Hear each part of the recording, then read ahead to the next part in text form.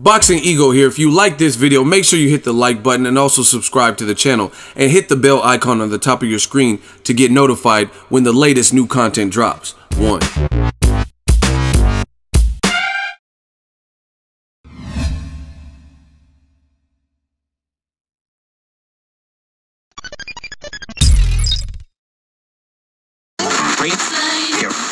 But I mastered that style. It's like the 5 deadly venoms. So all he had to do was get next to a nigga like that, and he could destroy him.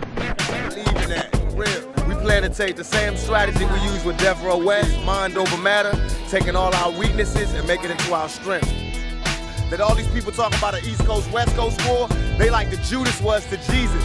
They only here to cause confusion. We here to bring money and to bring change. They here to cause confusion. All these weak rappers, Nas, all these suckers, they battling off of East and West like this is a game. This ain't no game. If this was chess, we'd be yelling checkmate 3 years ago because we've been beat these.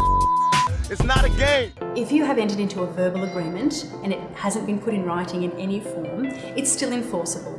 A verbal agreement is just as legally enforceable as a written one. However, you will strike problems in proving the terms of the agreement.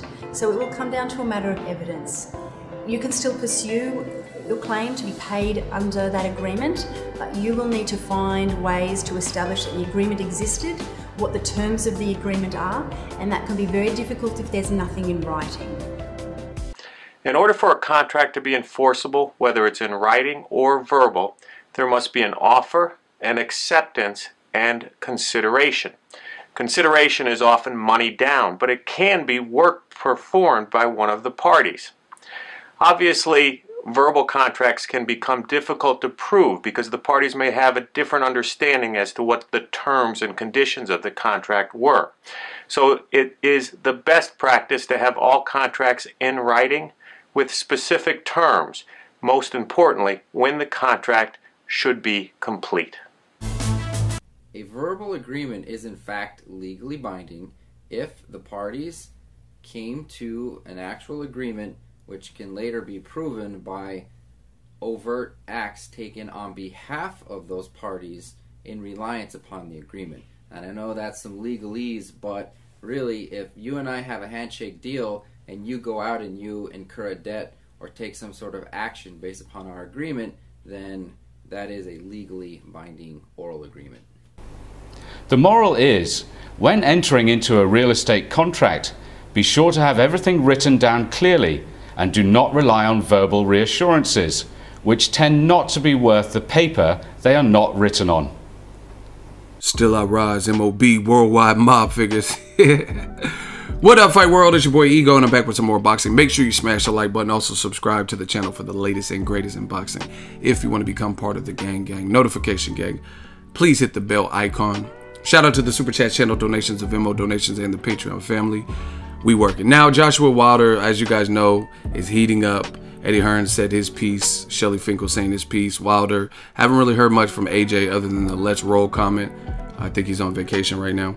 But listen, because a lot of fans are just recycling. So I had to come back again as Egoveli. So just get used to this, right? Because a lot of people who are jumping in the mix and they're attempting to play like they're Johnny Cochran and lawyers and they work for legal law firms, and they're going off of what's being said in a YouTube video, right? And they truly don't know. They don't know what's going on, but they're acting as if they know, right? And I told you guys, like Jay-Z said, I ain't passed the ball, but I know a little bit, enough that you won't illegally search my right? And the worst thing for me, one of the worst things that people could do is insult my intelligence. Now, there's a lot of maniacs running around talking about, oh, why should Eddie Hearn have a sit-down meeting if and agree to the Wilder contract when you only have the skeleton or the foundation of the contract? They know what continent they want to have it in America. They know there's no rematch clause. You know it's a guarantee of $50 million, right? And you know that 50% of the back end money for Joshua's side. So you have the basis of a deal, which Shelly Finkel pointed out. And this is no different than Eddie Hearns, the way he negotiated when he offered up Dillian White for Deontay Wilder. He says Shelly Finkel was a part of the Joshua Klitschko fight. He says it's no different than that, and it's no different than when Hearn reached out and offered the flat rate of $12.5 million. Now, we already discussed it. Wilder's team's offer definitely, it's more money. So it definitely sounds more lucrative. Plus, it's not a flat fixed fee. You know what I mean? So there's a chance to grow depending on the success of the event. So again, the worst thing you could do is try to insult my intelligence. Some people are running around talking about, why would Eddie Hearn agree to this if he doesn't know all the details? I told you, some of the details are really insignificant. Like the venue, you know it's in America. That's pretty much it. And you know that they're gonna, just from a business perspective, because they want to make as much money as they can. So obviously they're not gonna put it in a community college auditorium. You know what I mean? They're gonna put it probably where they've established other PBC fights, or Mayweather McGregor, like the T-Mobile Arena, Barclays, something that's new, modern, holds enough people, etc. I mean, it's just common sense, right? And a lot of people are, like I said, are playing like they're lawyers and they work for law firms. You guys seen at the beginning, some of you guys don't know what you're talking about. Those are different lawyers, attorneys, and legal law firms. And they've specified that, yes, a verbal contract can be legally binding. However, a verbal contract has its limitations, right? And when you sue somebody, just so you guys know, you have the burden of proving what you said. You have to prove that. If I can't just go sue Ellie Sekback. You know what I mean? Shout out to Ellie. I just seen him at the Lomachenko Day. But that's my dude. But I can't sue him and then have no proof of or evidence of what I'm saying. So Eddie Hearn is not going to, by accepting the basis, the basic skeleton, the 50 million guarantee, he's not going to get bamboozled where he accepts that and they're like, haha, we lied about the 50 million guarantee, psych. You know what I mean? That's not realistic, nor would it be legally binding, right? So there's just a lot of just different parameters, which you guys heard from the different attorneys and law firms at the beginning of this video. Yes, a verbal contract is a contract. It can be legally binding, but they all, you see, all of them were basically saying that the best practice is an actual written draft. And there are some exclusions like wills and I'm sure like maybe trust funds or like selling property, real estate. Those are required to be written. Those are required. Now, there are some deals that are facilitated, but see, this is the other thing. And again, like I said, I'm not pretending that I'm a lawyer, but this is just common sense. If Joshua accepted the 50 million guarantee in America, no rematch clause, 50% of the back end split in between the months of September or December, then the only thing left is the minor details. Who's on the undercard, who walks out first, where's the actual venue, what date. And this is just common business. But you have to understand a couple points here, right? With this whole verbal contract. Just because someone sues you, they have to prove what they're trying to claim, like that you backed out of a deal, that you had a verbal contract. So they'd have to prove that, right? In addition, there's this thing called a countersuit. I remember when Canelo's old promoter from Mexico, I think it's All Star Boxing, sued him because they said Golden Boy snatched Canelo from them and they lost money because he turned out to be this big superstar and he was working with them and they're saying they didn't get paid for certain fights. So right there, they've incurred a damage right then and there because Canelo was still supposed to be under contract through All Star Boxing, yet Golden Boy took him and they ran with it. And Golden Boy and Canelo's team were generating all the money and they were still under a legally binding contract to All Star Boxing, which is why Canelo's team or Golden Boy or whoever was in the lawsuit had to pay out money to All Star Boxing. Now they can appeal it and all that kind of stuff. But that's the reason, because they incurred a damage. We discovered Canelo, or we were the first smaller promoter that was dealing with Canelo. He was under contract with us and Golden Boy snatched him from us, right? So there's this thing called countersuits. So let's say Eddie Hearn says, you know what? I'm gonna call your bluff. I don't believe you have the money, but that's a good amount of money. That Eddie Hearn is already on tape multiple times saying $50 million is of interest to us. He's on tape saying that multiple times, right? So if you agree verbally to these terms that, you know what I mean, September to December, no rematch clause, fight in America, fight next, no in-between opponents, 50 million, 50% on the back end. If you agree to the basic outline and the basis and the skeleton of it, then that's what you're entering. And since the offer's been made, I think they've already entered a legal contract, to be honest, because there was an offer made, they received the email, this is all publicized. So I think they're already kind of in a contract, or the early stages of a legally binding contract. The only thing is they haven't accepted. But anywho, I digress. The bottom line is, if you accept those basic terms, they can't then back out and say, you know what, psych, we only want to give you $10,000 for this fight. Then how would Eddie Hearn, Matchroom, or Anthony Joshua be liable and held to make this lucrative fight when you lied and said legally, and this is all through email, so a portion of it is written, you know what I'm saying? It's not just all hearsay or all verbal, right? And the thing about it is this: you have an email that is suggesting that. So between verbal agreements plus the email, then now you're talking. Do you guys get what I'm saying? Like, you have proof of what you're saying. So again, Team Wilder can't then say, guess what? We're not paying you the 50 million guarantee. We lied. That's not a guarantee. Because then if Team Wilder has agreed to Joshua and they've both agreed to the terms and they don't meet their end of the bargain, then you can countersue them. You get what I'm saying?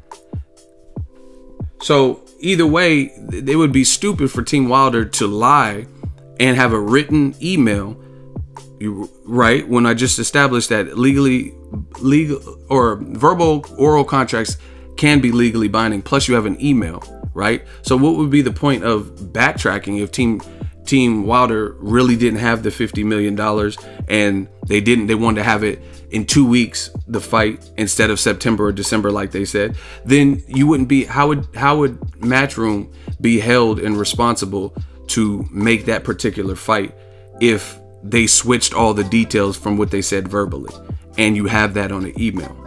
See how this is insulting one's intelligence?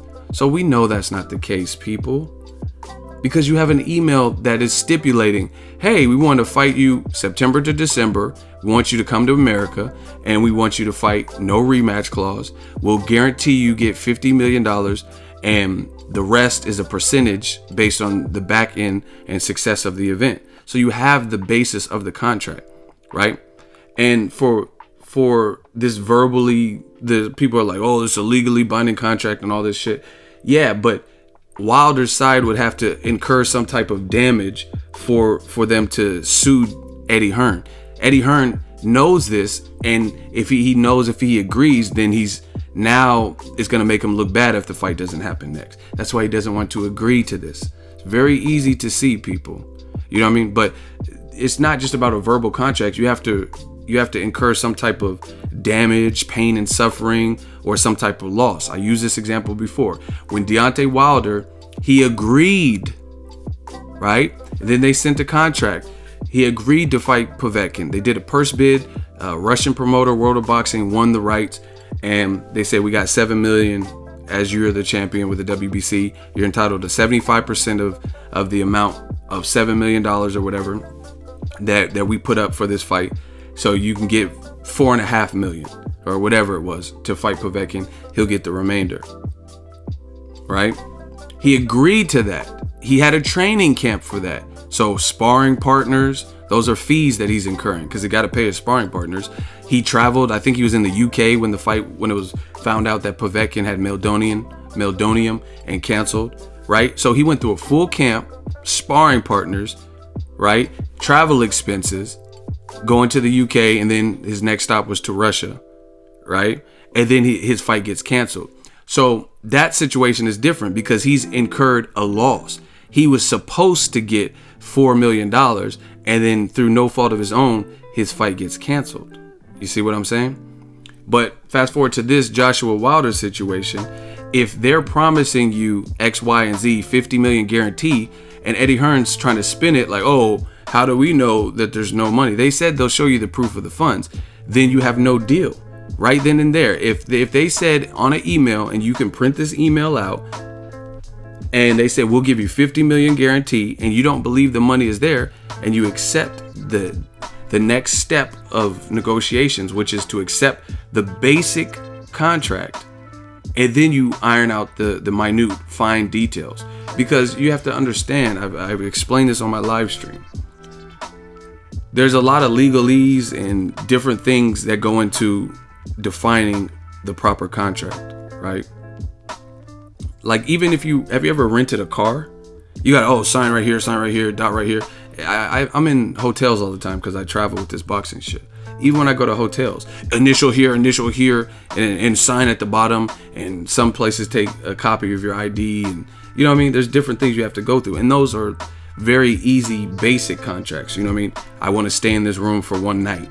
You know what I mean? Then they hold your credit card on file for incidentals, right? I want to rent this car for two days, right? Very basic. And you still got to sign an initial, because you're liable for this vehicle. If you don't get the insurance and you wreck, then you sign for that. You know what I mean? So those are very basic day-to-day type of contracts that people use.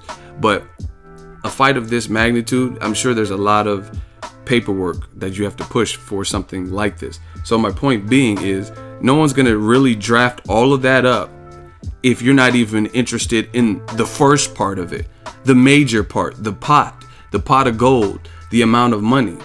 You know what I'm saying? Why would you worry about who's walking out next and X, Y, and Z and these different factors if you're not even content with the money? You know what I'm saying? Why would you escalate to the next step, if you will, right? When you're not even in agreement with the money. So that's what I believe Team Wilder is talking about. They're saying, why should we show up and negotiate when you can't even commit to the money, which was a demand that your fighter made? This is what you said he would. This is what he said he would take the fight for, and we came up with it. And you won't even agree to the beans and meat of the contract. So what's the point of shooting the breeze? Especially when Eddie Hearn has a track record of sidetracking the Joshua Wilder conversation. What I mean is bringing up, Dillian White. Why don't you fight Dillian White? Build your UK profile. Dillian White just knocked out Lucas Brown. Now the networks and broadcasters want to see that. So if you can't even agree on the major points of contention, then what's the point of advancing the talks when you won't even commit to that? You guys get what I'm saying? Like, just think of any other business. I'm trying to give you guys an example. Okay, so I film music videos and stuff. If a rapper wants me to film his music video, and I say, we'll just use basic square numbers, it's going to be $500 plus gas, right? That's what I'm going to charge you for this music video. Half and half up front as a deposit, and then the other $250 I'll get that upon completion, right?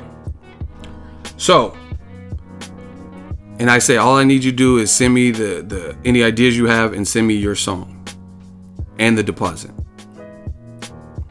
If they aren't willing to do that, then why am I going to delve deep into the treatment of the music video, trying to reach out to get models for the music video, and costume and set designs and X, Y, and Z? Why would I even look into all the additional details when none of that matters if we can't even agree upon the basics of shooting the music video? I can't even get your commitment to pay me the deposit.